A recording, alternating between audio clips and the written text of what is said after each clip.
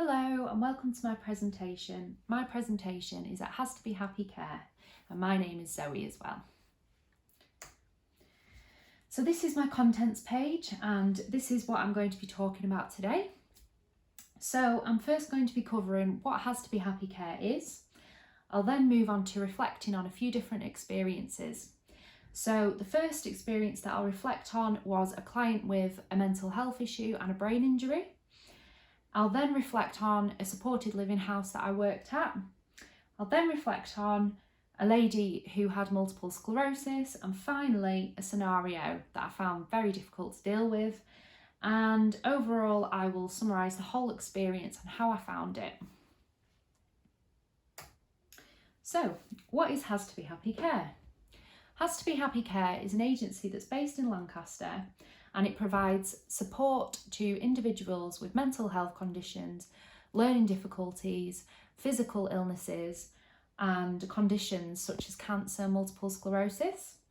It has 10 key values, and these include supporting clients to the best of your ability, being very inclusive, applying a person-centred or holistic approach, ensuring that the best quality of care is provided, and making sure that the client's needs are met at all costs.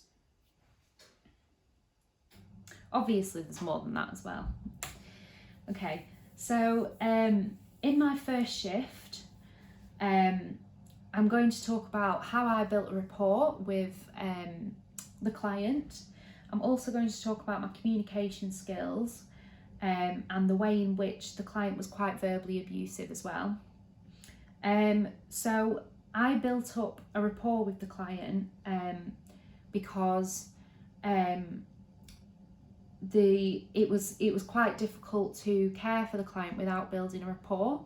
The client suffered with a lot of anxiety, so I feel that he needed to trust his staff. He also struggled with a speech impediment, and I feel that the shift didn't go as well when I wasn't being patient and when I couldn't understand what he was saying. He did have a computer that he translated what he was saying, but he preferred to speak to the staff, as this helped his mental well-being and it helped him be a lot happier and it just helped him to interact with us basically.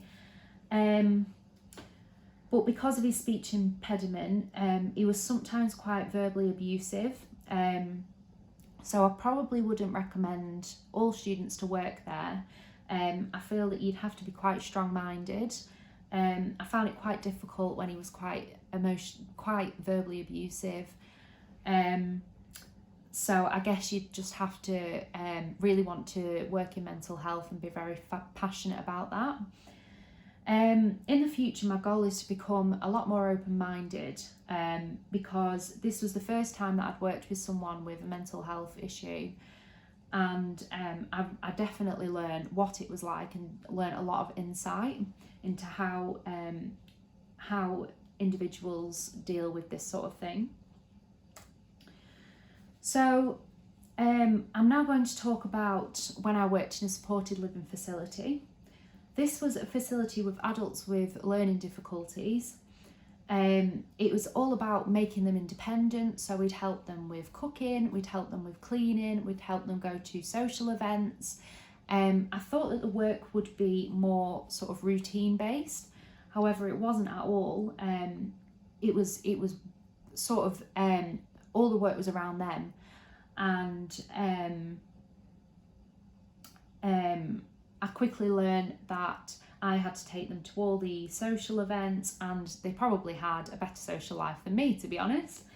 I learned how to apply empathy to the workplace because when I was working with these clients, obviously it was person-centered approach. So in future, I'll also ask more questions because it was very, very difficult to understand sort of how to work with the clients when I hadn't asked enough questions. I think that more training is definitely needed in the future. because I think when I was working alone, I didn't always know what I was doing. So more training would really help with that for the organisation. So my most challenging experience when I worked there was when I worked with a lady with multiple sclerosis. I learned, when I worked here, I learned that I was best suited to working with people with mental impairments rather than physical impairments. This was quite out of my comfort zone. Things happened that I didn't expect at all. It was more of obviously a practical experience than a sort of more of an emotional experience. So I learned that I'm better working in a more emotionally based environment. I would definitely recommend this to other students, especially if they want to work with people with physical disabilities, maybe if someone wanted to go into nursing or anything like that, because I learned lots of skills such as hoisting, which was really, really beneficial. I also learned how to be more caring and helpful in the job. So yeah. So whilst I worked there, I also had a safety concern. So this was when I was working with the individuals with learning difficulties. Obviously they were quite vulnerable, and I was only a part-time staff member. But when I came in on a Wednesday, I found that some of the staff were speeding in the client cars. And they were also being quite rude with the clients, so they would tell them to go and buy them a drink, maybe be quite nasty with the clients as well. At first I kept this to myself because I was quite nervous to voice how I felt. I thought it might be a mistake of my own. However, I spoke to another member of staff and she felt the exact same, and this made me feel a lot better and felt like I was doing the right thing. So this was really helpful for me because it helped me learn the importance of safeguarding clients and what can happen if I don't. Because in the end it was a very, very positive outcome. There was more training for staff, which I think was definitely needed. And some of the staff also got warnings or got fired, and although I felt quite guilty about that, my main concern was that the clients would be healthy, they would be supported, they'd be happier, and that was all I wanted really. So to summarise, I think that the experience was very, very beneficial to my career. Obviously the job was great because it helped me. I worked in lots of different places. So I worked in a supported living facility, I worked with someone with physical difficulties, I learnt to work with the elderly. I did a bit of everything, which was so helpful, because overall I've drawn on the experience. I've realised that I want to become an educational psychologist from this.